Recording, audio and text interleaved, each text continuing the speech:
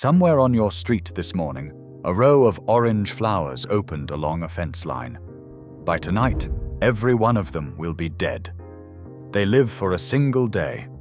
You have probably driven right past them, mowed them, or raked the spent blooms into a yard bag and thought nothing of it. But across the kitchens of East Asia, that exact flower is treated as a premium vegetable, dried by the basketful and sold by the pound.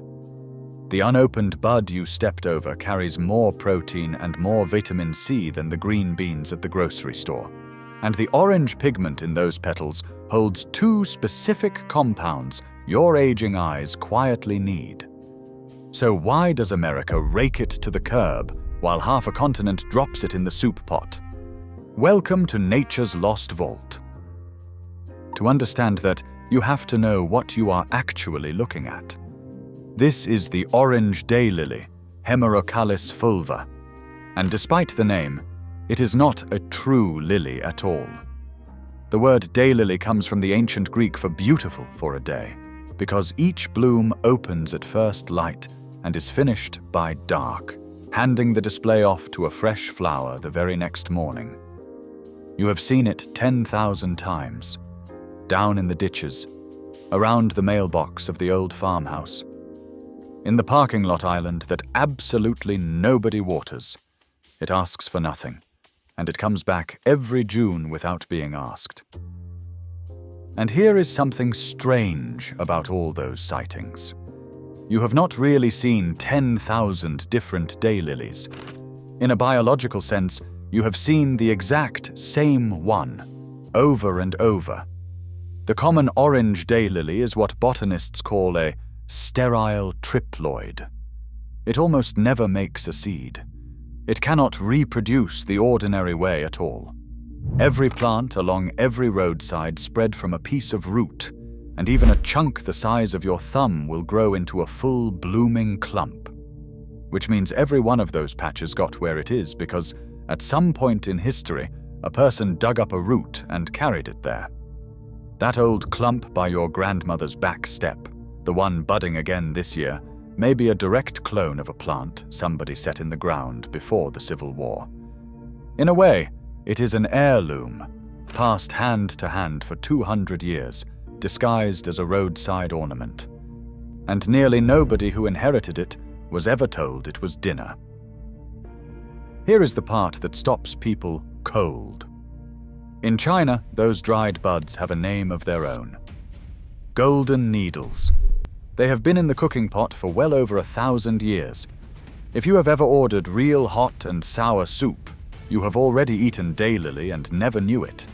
It turns up in mu shu pork, in the vegetarian feast called Buddha's Delight, and in soups from Korea all the way down through Myanmar. Whole regions grow fields of it on purpose, picking the buds in the narrow window just before they open, steaming them and drying them to carry the family through winter. The Chinese even gave it a second, gentler name, the plant that helps you forget your worries. Now set that against home. This exact same plant naturalized across 42 of the 50 states. It reached American gardens back in the 1790s, spread into every ditch it could find, and still, somehow, never made it onto the American plate. A vegetable that helps feed a third of the planet grows free in nearly every state we have, and we trained ourselves to see it as nothing but yard decoration. So what happened here? Two things, and neither one is a conspiracy.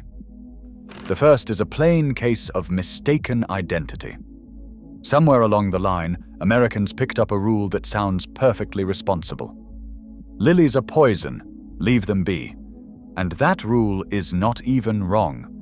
True lilies, the Easter lily, the Asiatic lily, the tall, showy stems from the florist, really are not for eating.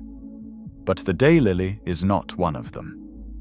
Botanists eventually moved it out of the lily family altogether into a family called Asphodelaceae. Different plant, different family, different chemistry underneath. The trouble is that the word lily sits right there in its common name, so a caution meant for one plant quietly smothered the other. You would think somebody would have cleared that up. For the better part of a century, nobody did. The second reason is money, working in the quiet way money usually does. When this plant landed here, the nursery trade found something far more valuable to sell than a vegetable. They found a flower they could breed. Daylily's cross with almost no effort, so growers spun the fertile ones into tens of thousands of named cultivars, in every color but a true blue, and sold them through the catalogs as the easiest ornamental you could put in the ground. A pretty thing that thrives on neglect. Nobody was hiding the food. It simply became far more profitable to sell the plant as decoration than as something you cook. And a plant sold long enough as decoration slowly stops being remembered as dinner. And then the story takes one final turn. The kind you could not make up. In the last few decades, as this plant kept doing the only thing it knows how to do, spreading by root into meadows and forest edges and crowding out native plants, a number of states put it on their invasive species lists. Ohio ran it through a formal invasive plant assessment. Land managers now hand out strict instructions for digging it out and killing the tubers. That is genuinely hard to do, because those thick roots break easily, and every tiny piece grows back. Sit with the picture for a second. The very same plant that Chinese farmers set out on purpose, harvest by the field, and sell as a prized vegetable is, on this side of the ocean, a thing you are told to rip out of the ground on sight. One plant, two completely opposite verdicts. Nobody here is exactly wrong. It really does run aggressively where it is not wanted. But there is a certain madness in fighting to destroy a free, nutritious food that half the world would happily buy from you. And that is the quiet cost of the whole thing. Not that anyone locked the door on this food. It is that a fear meant for a different plant, a catalogue that paid better, and finally a spot on the eradication list were enough, together, to talk a whole country out of a vegetable it already owned, because you very likely do own it. It is right there in the flower bed you inherited with the house, and in the fence line you keep meaning to trim. Step back and look at what is actually packed into that little bud, because this is where the daylily earns its place at the table. The unopened buds carry more protein and more vitamin C than green beans or asparagus, and roughly as much vitamin A as asparagus on top of that. They are a fair source of iron as well. They taste like a cross between green beans, asparagus, and sweet peas, with a soft sweetness down at the base where the nectar collects.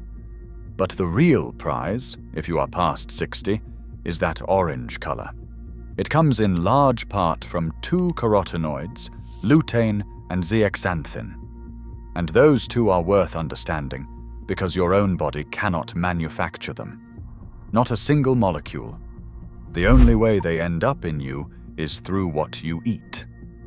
And where they end up is remarkable. They travel to the back of the human eye and gather in a small patch of tissue called the macula, the part that gives you your sharp, straight-ahead vision, the part you rely on to read a road sign or make out a grandchild's face across the yard. That is also the exact spot that fails in macular degeneration. Think of lutein and zeaxanthin as a pair of internal sunglasses built into the back of your eye. They filter out the damaging blue light and soak up the oxidative stress before it can wear the tissue down. And the clinical research keeps pointing one direction. People who take in more of them tend to hold off macular degeneration and cataracts longer than people who take in less. So the flower most Americans are raking into a lawn bag is, quietly, one of the best foods on the whole property for an aging pair of eyes. And you do not need a bed of fancy hybrids to eat well from it. The common orange one out along the road is the original edible, the same plant Ewell Gibbons wrote up in Stalking the Wild Asparagus back in the 1960s. Better still, It does not hand you one harvest. It hands you 4 across the year. In early spring, the young shoots push up tender and mild, excellent chopped into eggs or thrown into a quick stir-fry while they are still small and pale. By summer, you get the 2 best parts. First, the firm green buds, still closed, which you can dip in batter and fry, or drop whole into a soup where they thicken the broth and eat like a green bean with real backbone. Then the open flowers, whose thick petals are crisp and faintly sweet, torn raw straight onto a salad with no cooking at all. And in the fall, when you split the clumps, the small tuber swellings down on the roots come up with a nutty, water chestnut crunch that old-timers used to cream with a little butter, which points to the happiest ending of all. If you happen to live somewhere this plant has completely taken over and you are supposed to be digging it out anyway, do not throw those roots on the burn pile. Rinse them off and have them for supper. A few honest rules, because doing this right matters far more than doing it fast. Eat the daylily, Hemerocallis, and only that. Never a true lily. When the plant is not in bloom, its early leaves can pass for iris, which you truly do not want on your plate. So harvest only when you can actually see that daylily flower and be certain. Skip anything growing along a busy road or on a lawn that somebody keeps sprayed. And the very first time, treat it like any food you have never had. Cook a small portion, eat a little, and give it an hour, because a small number of people simply do not agree with it. And eaten raw or in big piles, it can turn on your stomach. Check inside the open blooms for a stray bee before you pick, rinse them gently, and you are set. Follow those few rules, and you have a vegetable that fed people long before your grandparents' grandparents, growing for free right where you already walk. So the next time those orange flowers open along your fence at dawn, look at them a little differently. Not as one more thing to tidy up, but as a vegetable that half the world knows by heart, handed down root by root for 200 years, and forgotten by almost everyone who inherited it. It opens with the sun, it feeds you, and by dark it is gone, replaced by tomorrow's bloom. It has been offering that same trade the entire time. If this vault changed how you see the plants in your own backyard, subscribe to Nature's Lost Vault, and the next one will be waiting when it opens.